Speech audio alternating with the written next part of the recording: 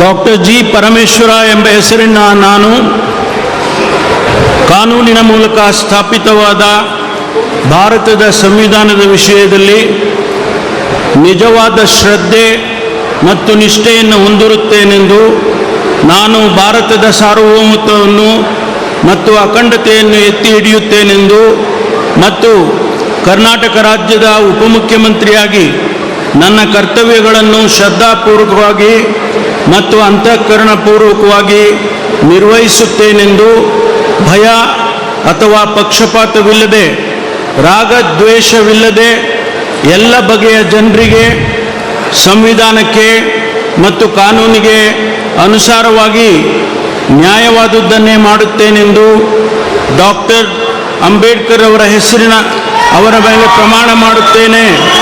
ಶ್ರದ್ಧಾಪೂರ್ವಕವಾಗಿ ಪ್ರತಿಜ್ಞೆ ಮಾಡುತ್ತೇನೆ.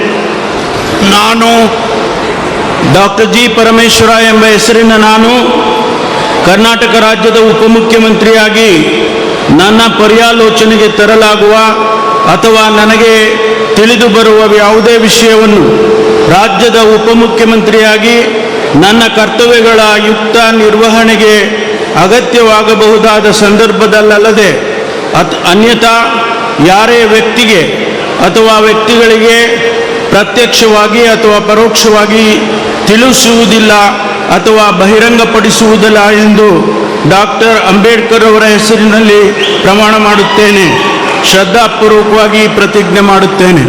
ಧನ್ಯವಾದಗಳು ಸರ್.